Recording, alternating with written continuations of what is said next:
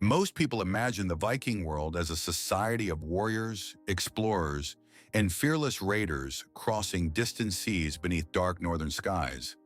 But hidden beneath the legends existed another reality that many modern people rarely think about. Slavery, and in the Viking world, slavery was everywhere. Inside crowded villages surrounded by green forests and rivers, slaves worked beside farmers, craftsmen, merchants, and warriors during long summer days filled with constant labor and movement. They built homes, prepared food, worked fields, carried supplies through muddy settlement roads, served powerful families inside large wooden halls glowing with firelight during evening feasts. Some had been captured during raids across England, Ireland, or Eastern Europe. Others were born into slavery without ever knowing another life. And for many people living during the Viking Age, becoming a slave was a terrifying possibility that could happen suddenly. A village attacked at dawn, a failed battle, debt, punishment, bad luck. Freedom could disappear incredibly fast. That uncertainty shaped the psychology of the Viking world deeply. Because slavery was not hidden away quietly, it existed openly inside everyday life. Children saw it, families discussed it, communities depended on it economically. The Viking world valued strength, reputation, and independence. Yet at the same time, it accepted human ownership as completely normal. That contradiction reveals something unsettling about the Viking Age itself. The same civilization famous for freedom and exploration also built part of its economy around captivity, and the people trapped inside that system lived under constant pressure. A slave had very little control over their future. Some owners treated slaves as valuable workers necessary for survival and trade. Others treated them brutally. Everything depended on power, and power shaped nearly every part of Viking society. Many Viking slaves were captured during raids. Long before ships appeared beside foreign shores, raiding crews already understood that people themselves could become valuable property. Silver mattered, weapons mattered, but human beings could also be traded for wealth. That reality turned raids into something even darker. Imagine peaceful settlements waking during warm summer mornings, beside rivers and green hills, children running through village paths, farmers working fields beneath cloudy northern skies, merchants unloading supplies near crowded docks. Then suddenly, ships appear. Warriors move through smoke and confusion, while terrified families try to escape. Some people are killed, others disappear. And for captives taken aboard Viking ships, the future becomes terrifyingly uncertain. Some prisoners were transported across enormous distances through trade networks stretching across Europe and beyond. The Viking world connected Scandinavia to markets in Ireland, England, Eastern Europe, and even the Islamic world. Slavery became part of that movement. People were bought, sold, exchanged, transported far from home, and once captives entered those networks, returning home became almost impossible. Language barriers isolated them. Distance separated families permanently. Foreign settlements replaced familiar landscapes. The psychological impact must have been devastating. Everything familiar disappears at once. Your home, your identity, your future. And yet life inside Viking society continued normally around them. Markets remained crowded. Festivals continued beside music and drinking. Villages expanded across beautiful northern landscapes filled with forests, rivers, farms, and trading routes. That contrast made the system even more disturbing, because slavery existed beside ordinary daily life so naturally that many people barely questioned it. The Viking world normalized something modern societies consider horrifying. And once societies normalize human suffering, systems of power become extremely difficult to challenge. But life as a Viking slave was not always identical. Some slaves worked inside households beside free members of the community. Others performed exhausting physical labor across farms, docks, workshops, or construction projects.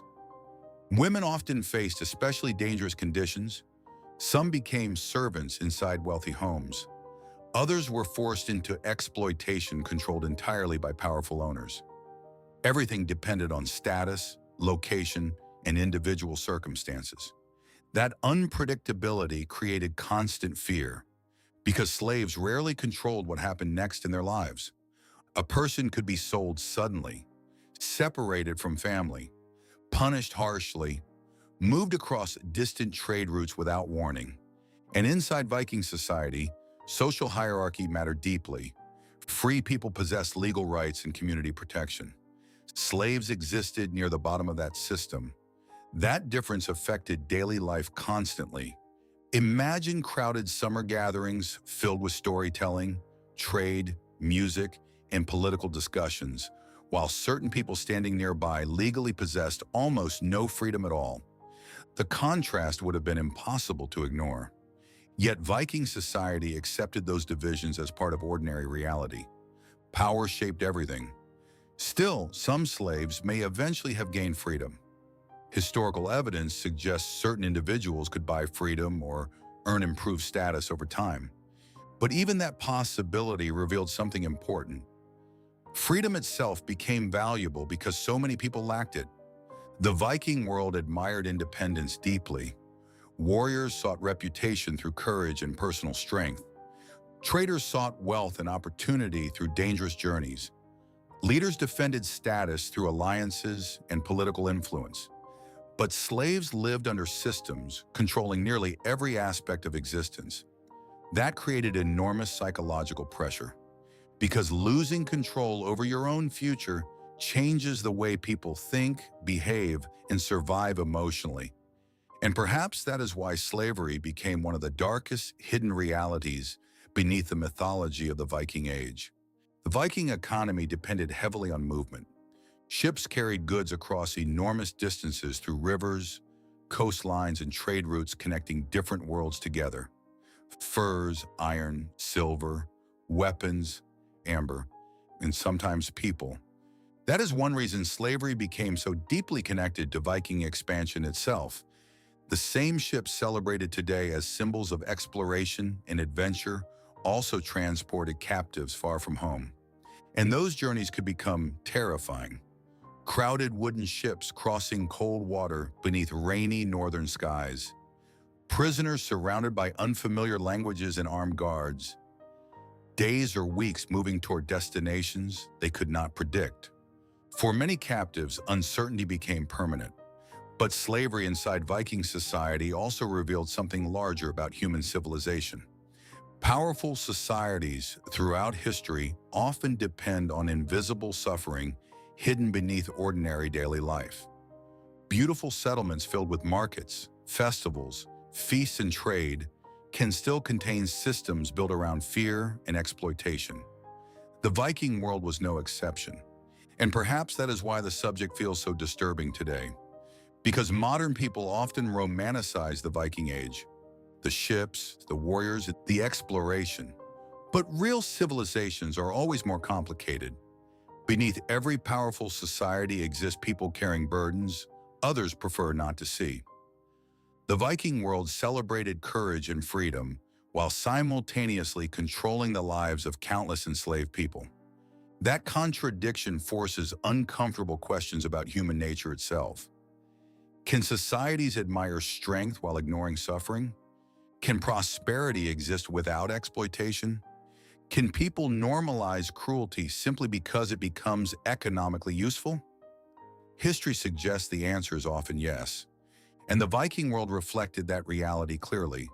Its beauty existed beside brutality. Its exploration existed beside captivity. Its legendary freedom existed beside systems denying freedom to others completely. Even now, Viking slavery remains less discussed than battles, raids, or mythology, perhaps because it complicates the image many people prefer to imagine. It is easier to romanticize warriors and explorers than to confront the darker systems supporting their world.